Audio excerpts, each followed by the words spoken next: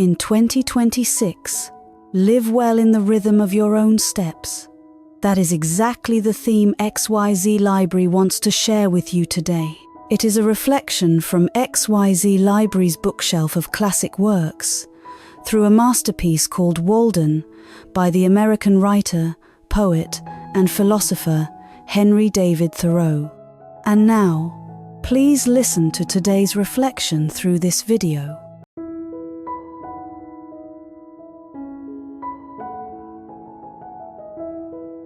There was a man who never followed the rhythm of other people's steps. In 1833, there was a very outstanding young man, and that was Thoreau. He was admitted to Harvard University, and whenever he had free time, he often wrote essays and published articles in newspapers. He did this only because he liked it, not because he saw it as something to pursue for achievement. He also read a great many books, but he never wanted to follow the old roads of those who came before him.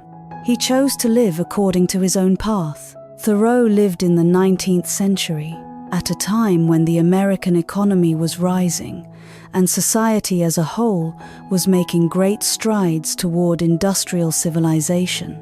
In that era, everyone was racing anxiously along the road of life. Some people knew how to seize the opportunity, and they prospered like kites in the wind. Wealth was quickly accumulated, and they became the leaders of their age. Others still wanted to remain attached to the work handed down by their grandparents and parents. Though they struggled, they did not fall behind. Some gave up that race and returned to the countryside to run farms. And some, no matter how hard they tried, were still left far behind others. In the eyes of many people, Thoreau at that time was one of those left behind, a pitiful man who could never move forward.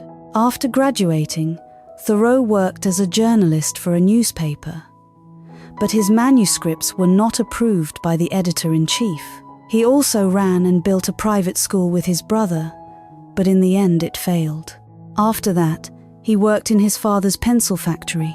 In this job, he was very successful, because after making improvements, he himself produced a kind of pencil with a technology that had never existed before. And this was also the opportunity that could have made him a great deal of money and turned him into a wealthy man. Yet Thoreau decided not to continue expanding production, but instead chose to stop doing that work, because to him, if every day was spent repeating the same work just for the sake of making money, it was truly very boring. He did not want to endure the torment of repetitive work, nor the constraints of life, only for the sake of having a beautiful house or a luxurious meal like everyone else. So the result was that while the people around him were becoming richer and richer, Thoreau became poorer and poorer. He could not even afford the rent. And whenever someone advised him, saying, "You ought to learn from others," Thoreau firmly replied, "I would rather sit on a pumpkin and have it all to myself than be crowded on a velvet cushion. I would rather ride on earth in an ox cart, free to move about, than go to heaven in the fancy car of an excursion train and breathe the foul air all the way."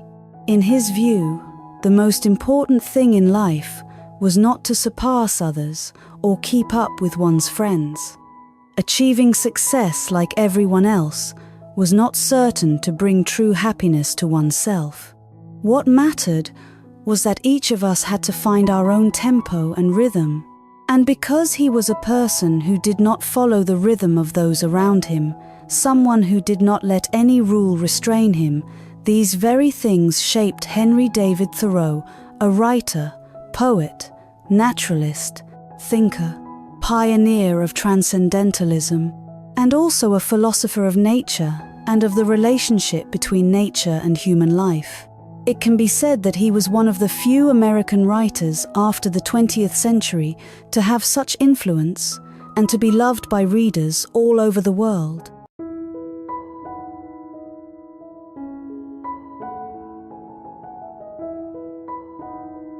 Walk in the rhythm of your own steps. And so, at the age of 28, When most people were chasing money and material things, Thoreau gave up everything and, with a borrowed axe, went to the pine woods beside Walden Pond. There he chopped wood, built a house, and cleared wasteland. And it was also from that place that he saw for himself the beautiful scenery of Walden Pond. He spent a very long time building the house, all alone and with only an axe in hand. Every day on the way back from the woods, he would hear the shrill singing of birds filling the sky. In winter, he cut wood to prepare the necessary materials.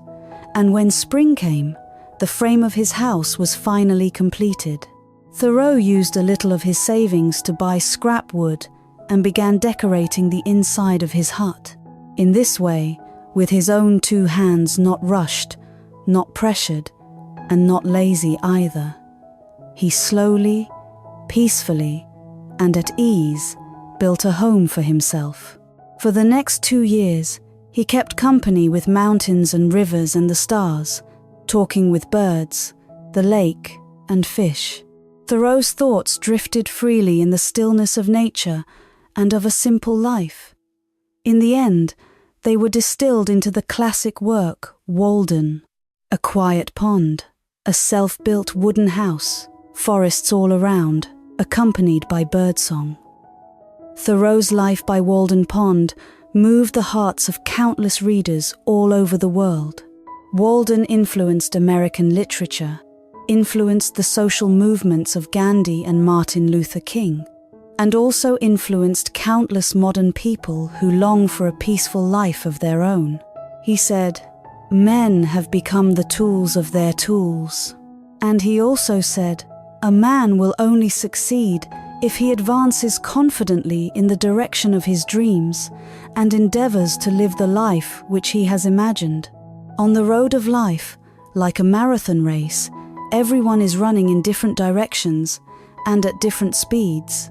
Some succeed early, some bloom very late, some live out an ordinary life, and some are eliminated from the game very soon. A person's dreams, abilities, ideas, or even luck can all become variables that set him apart from others. We will never be able to move in step with everyone, nor will we ever be able to advance or retreat together with others. And if you keep watching how far you have gone, how much you have obtained, then you may lose the rhythm of your own steps. Only by following your own speed, by living well in your own rhythm, can we firmly overcome storms and step into fresh new lands in our own lives.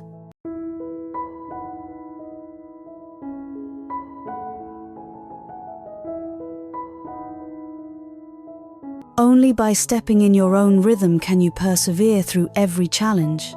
When Thoreau arrived at Walden Pond, there were countless difficulties in front of him that had to be solved. The first was how he could survive in such a desolate forest.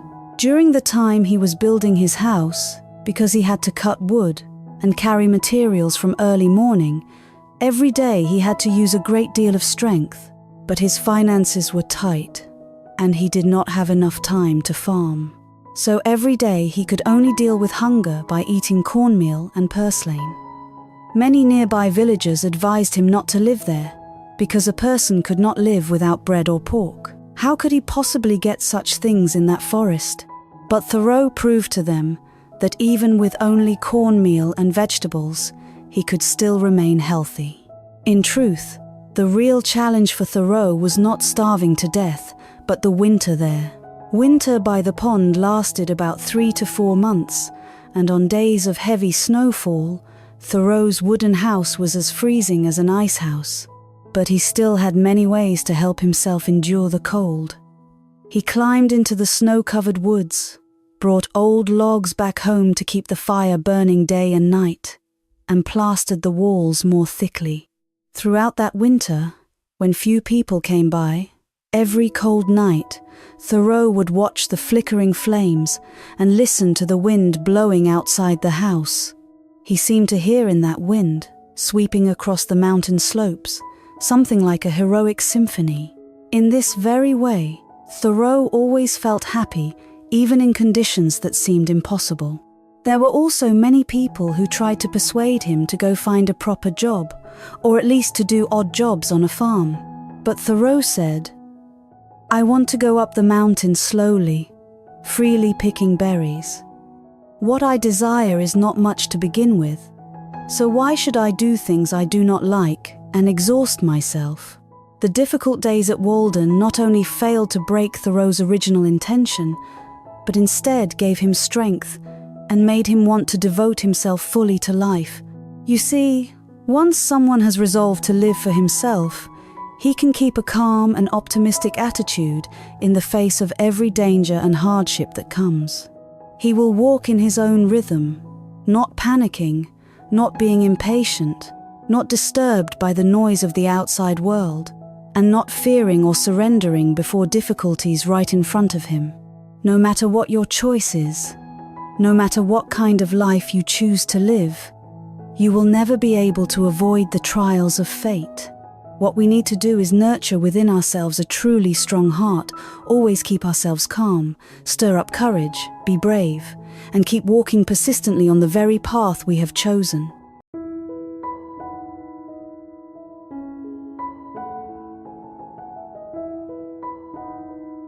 Steps in the right rhythm lead us toward happiness. In this book, Thoreau vividly tells us about a way of living. It was a summer morning, and he was rowing a small boat, drifting on the calm surface of the lake. When he reached the middle of the lake, Thoreau lay on his back and fell asleep without realizing it. When he woke up, he found that the water had pushed the boat to the shore. He said that his heart was as free as a bird. Although the days at Walden were very difficult, Thoreau experienced a peace and joy he had never known before. Every day, he had visitors from nature.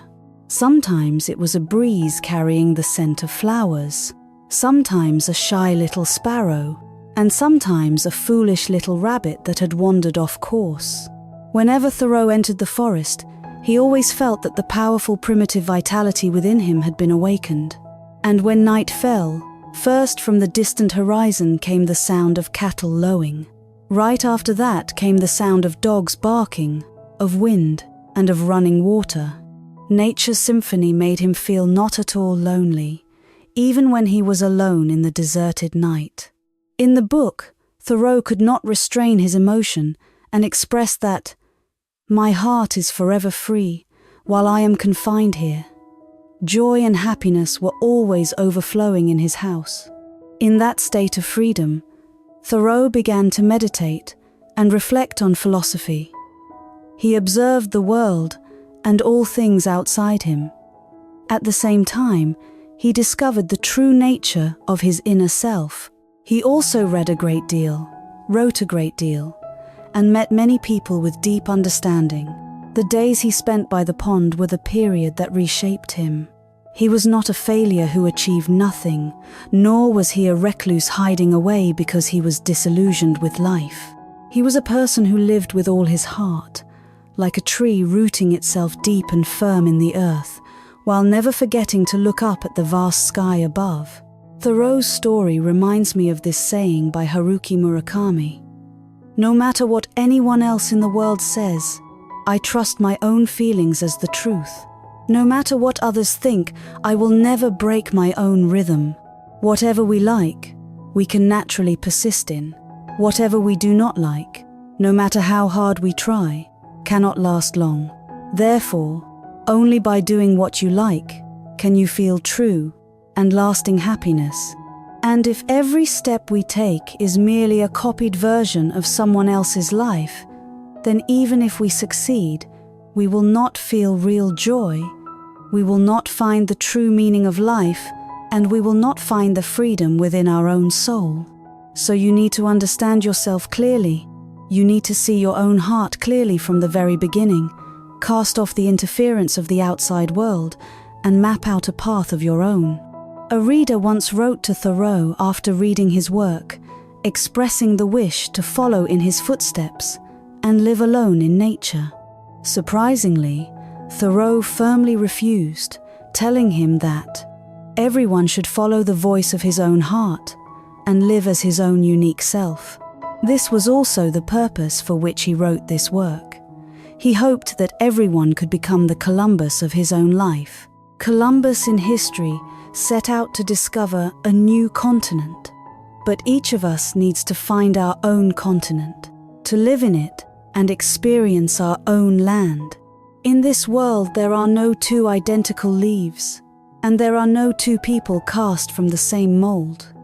Only by following our own path can we live a life that is happy and truly meaningful to ourselves. Like a scientist once said, "The best things always appear when you least expect them." Therefore, you do not need to rush in order to catch up. In your own rhythm, you will keep moving forward day by day. Thoreau lived by the pond for only 2 years. I am sure many people would wonder, in the end, did he not still give up on his own rhythm? But Thoreau explained the reason he left just as firmly as when he arrived. Because he wanted to experience many lives, he did not want to spend more time on this one life there. There is a truth that we very easily slip into a certain habit without even realizing it, and then gradually walk ourselves into a rut.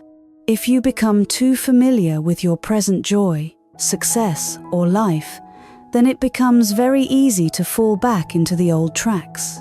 So many footprints have already been left on the surface of this earth, and the roads of thought are the same. The great roads of the world have become worn and dusty. The marks of tradition and worldly convention have been carved deeply into them. In the author's own experiment of living, at least he discovered one thing. If a man confidently advances in the direction of his dream and tries to live as he has dared to think and imagine, he will meet with a success unexpected in common hours. That means you do not necessarily have to follow the tracks of successful people in order to succeed. You can absolutely take another path and live a life that you truly desire. Why do we lower the standards of our soul in order to live with dull thoughts and repetitive work, then call it agreement with the social majority and think that it is what should be done? Why must we throw ourselves into work just to chase success, fame, or money? Some say that all work done merely to earn a living is not worth wasting one's life on, and truly, that is not wrong. There is a truth in life. If a person pushes himself only to keep up with the steps of those of the same age, it may be because he has heard the sound of challenge. He must catch up with someone. He must satisfy some need. And those steps also come from ways of thinking that have been molded by this life. We have put all kinds of shapes and symbols onto everything around us, but in the end, only truth can give us meaning, and only truth can stand firm before the trials of time. The truth here is the answer to one question. Do you truly feel happy with your life right now? No matter how modest your life may be, you still must live wholeheartedly. You still must live well in your own rhythm. Never run away, and do not resent it or complain about it either. No matter how difficult it is, you must pour your enthusiasm into your present life. Even if you live in a narrow place, you can still find joy and light there. Just as Confucius advised, do not be too eager to seek advancement, and do not depend too much on outside forces. All of that is useless. Excess wealth can only buy excess things. But the things the soul truly needs can be obtained without money. The book Walden will certainly leave different emotions in each reader. We do not need complete agreement, and we do not need everyone to approve. But if you are carrying resentment or dissatisfaction with what you have, or if you are under pressure from what you desire, from the things you are striving after, or if you do not know what to do next, then I truly believe that if you immerse yourself in the original lines of this work, you will find for yourself a quiet Walden pond. And finally, there is one last sentence from the author that has left me with many reflections. He wrote, "Only that day dawns to which we are awake. There is more day to dawn. the sun is but a morning star. In the note, the morning star here is compared to a direction that guides us. Thoreau hoped that in the rest of our lives, all of us could discover a new direction with our own steps, and also experience a completely different life. Because life does not depend on how much one has, but on experience. Wishing all of us that we can step out of the beaten path, find what we truly love, and live well in the rhythm of our own steps. Finally, thank you all for listening. Goodbye, and see you again in the next videos.